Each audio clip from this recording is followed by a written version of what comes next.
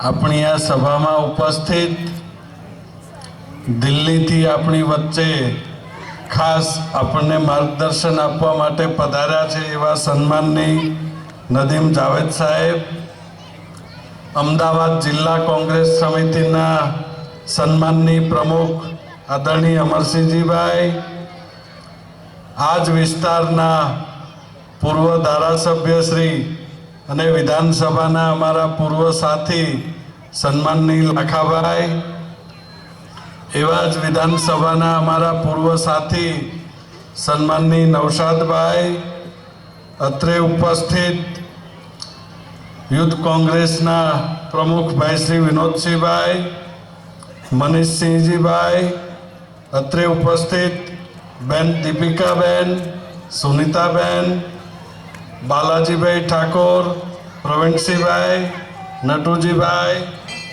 મેરુભા અહીંયાના સરપંચ, મનુજીભાઈ, જયવીરસિંહભાઈ, નઈમભાઈ, દિનેશભાઈ અને અમારા મિત્ર એવા ભાઈ સુફિયાનભાઈ તથા અત્રે ઉપસ્થિત સૌ વડીલો, યુવાનો, માતાઓ અને બહેનો, વાત ખૂબ જ વિગતથી થઈ છે. ભારતીય જનતા પાર્ટીના ત્રાસથી શરૂ થઈ અને કોંગ્રેસ પક્ષ અને ઇન્ડિયા ગઠબંધનની સરકાર આવશે તો આપણે શું કરીશું ત્યાં સુધીની વાત થઈ છે. મારે જે વાત કરવી છે એ છેલ્લા 3-4 મહિનાની જે પરિસ્થિતિ, માત્ર 3-4 મહિનાનો ઇતિહાસ, એની વાત કરવી છે. આજના દિવસે જે પરિસ્થિતિ છે એને એક જ વાક્યમાં કહેવું હોય તો એટલું કહી શકાય, સમય સમય બલવાન હૈ, નહીં પુરુષ બલવાન, કાબે અર્જુન લૂંટિયો, વહી ધનુષ વહી બાન. આજથી 1 મહિના પહેલા 400 પારની વાતો કરનારા લોકો,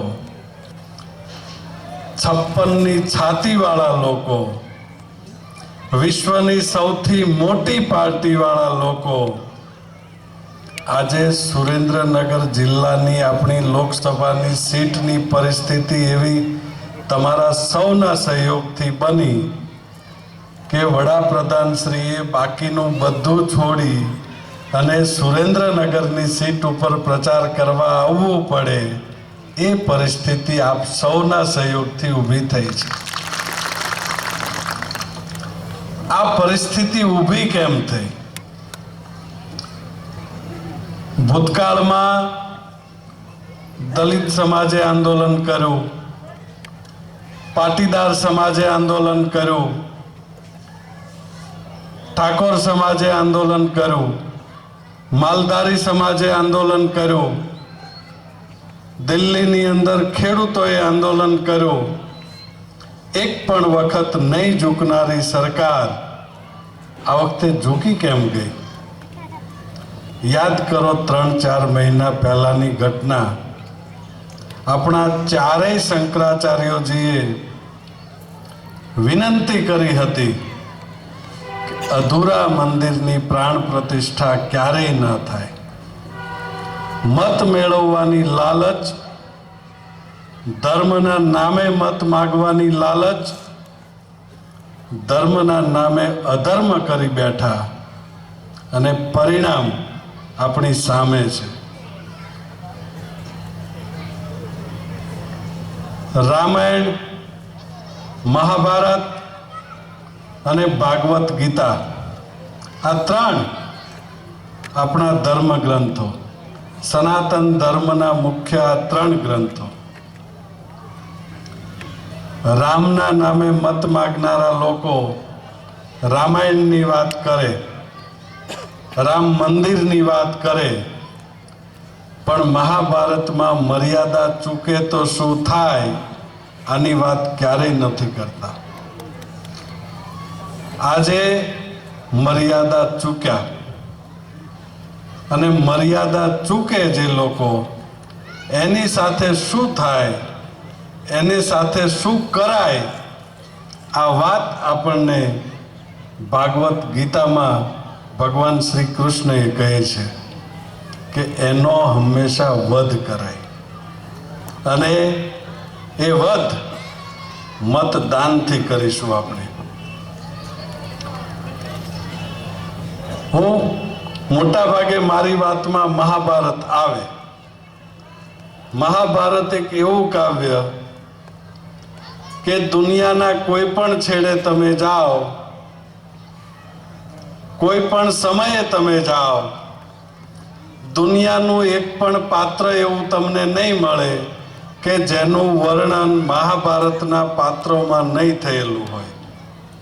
અને દુનિયામાં તમને એવું પાત્ર નહીં મળે મહાભારતમાં કે એવું પાત્ર તમને ક્યાંક ને ક્યાંક સામે ન મળે. મહાભારતના 5 પાંડવો,